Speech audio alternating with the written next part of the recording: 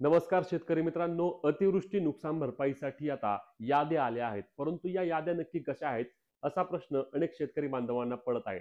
तर शेतकरी बांधवांनो, अतिवृष्टी नुकसान भरपाईसाठी सरकारच्या वतीने पॅकेज जाहीर करण्यात आलं होतं आणि त्यानुसार हेक्टरी ठराविक जी रक्कम आहे ती शेतकऱ्यांच्या बँक खात्यामध्ये जमा देखील झाली. यामध्ये ज्या शेतकऱ्यांचा फार्मर आयडी होता त्या शेतकऱ्यांना थेट त्यांच्या आधार कार्डशी लिंक असलेल्या बँक खात्यामध्ये पैसे जमा करण्यात आले. परंतु अनेक शेतकऱ्यांच्या फार्मर आयडी संदर्भात अडचणी होत्या. तसेच अनेक शेतकऱ्यांचे फार्मर आयडी देखील नव्हते आणि म्हणूनच सरकारला ते शेतकरी पात्र असून देखील त्यांच्या बँक खात्यावरती पैसे ट्रान्सफर करता आले नाहीत.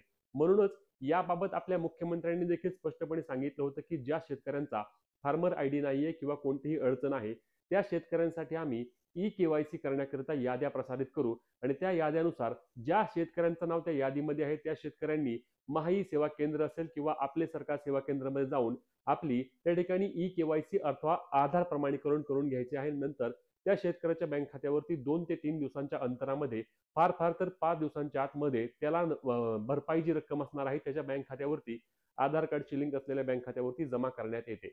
त्या संदर्भातील याद्या आता प्रत्येक गावानुसार प्रकाशित करण्यात आलेल्या आहेत. तुम्हाला देखील ही यादी पाहायची असल्यास तुम्ही ऑनलाईन पद्धतीने पाहू शकत नाही, परंतु तुम्ही तुमच्या ग्रामपंचायत असेल किंवा तुमचे महाई सेवा केंद्र, आपले सरकार सेवा केंद्र, सीएससी चालकांकडे जाऊन तुमच्या गावची अतिवृष्टी नुकसान भरपाई केवायसी करण्यासाठीची यादी पाहू शकता आणि त्यामध्ये तुमचे नाव असल्यास तुम्हाला तुमचे आधार प्रमाणीकरण करून घ्यावे लागणार आहे.